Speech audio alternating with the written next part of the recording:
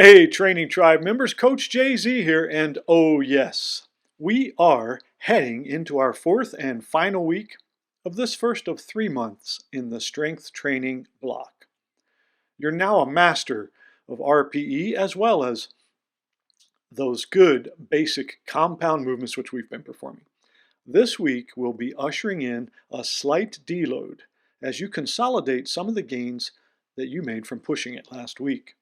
This means we'll slightly downregulate both intensity and volume in the sessions. Again, nothing super fancy here.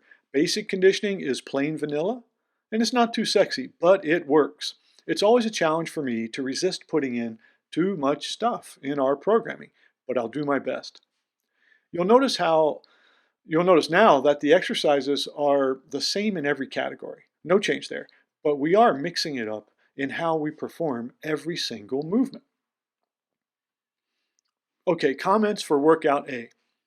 You're doing your prep exercises with the tubing off your knees now. So this is a tall kneeling position, both knees on padding.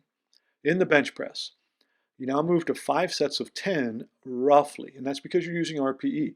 The RPE goes up and back down again, almost in a rainbow fashion, so you don't crush yourself on that last set.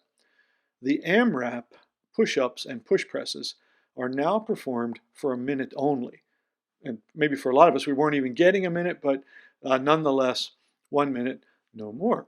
And the jump rope is a real calf and ankle challenge, plus a bit on the wind at a full 3 minutes straight. Here's some advice for workout B, the med ball. Those moves go up to 25 reps each. It's the same sequence in the primary for the squat as in the bench with regards to that RPE and rep scheme. That's 50 reps of squats, so take as much rest as you need between sets. The plyos move to 1 round of 30 seconds each.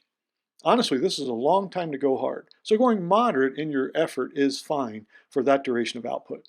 The sprints drop to 4 reps of 20 seconds, but at an RPE of only about 7.5. So they're tempo style. Work on your rhythm. Here's some suggestions for workout C. The sandbag work goes to 2 sets of 10 reps, and you can do them as circuits. Then use the same primary sequence on the deadlifts. Honestly, I don't like to program high reps in the dead, so back off your weight estimates a little bit this week. It's really important to maintain strict form and keep your back safe. Then, when you hit the finishers, you go for total reps using rest pause technique in each. This means that you can bang out a few reps, wait a few seconds, and then you're off to the races again. Finish out with easier cardio this week by backing that effort down just a few notches. The master classes have been equal parts enjoyment and challenge, at least for me. I've enjoyed presenting biomechanics information and exercise methodology, and I've been challenged to demonstrate decent form. It's all good. Just the other day, our crew went through a ton of unilateral tubing upper body warm-up, and then we touched on gait patterns in the 3 major lower body lifts of squat, lunge, and hinge. Next up, we discussed shoulder clicking, clunking, and discomfort with pressing movements. We went into an anatomical approach and then cleaned up everybody's movement patterning. Plus, there were movie and rock and roll quotes, jokes, laughs, and dogs. Sometimes there's even a bunny rabbit in the class, and that's no lie.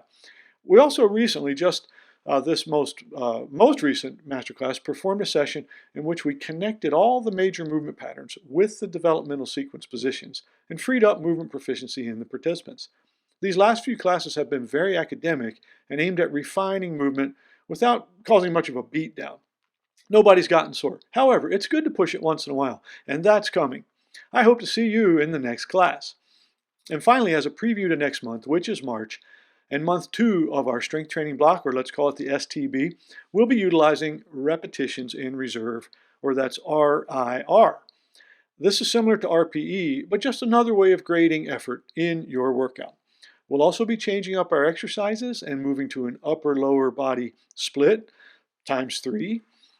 So that would be, there's an upper body day and a lower body day, and we alternate that 3 times for 6 training days and a day off in a 6 workout week.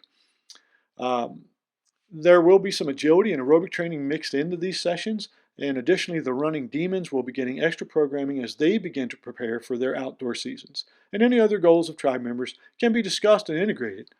We'll wrap up the slash and burn and talk about our body comp progress and plans as well. So that's all my updates for this week on the 21st of February. Thanks, guys, for being a tribe member and for being so doggone fantastic. Coach Jay-Z signing out.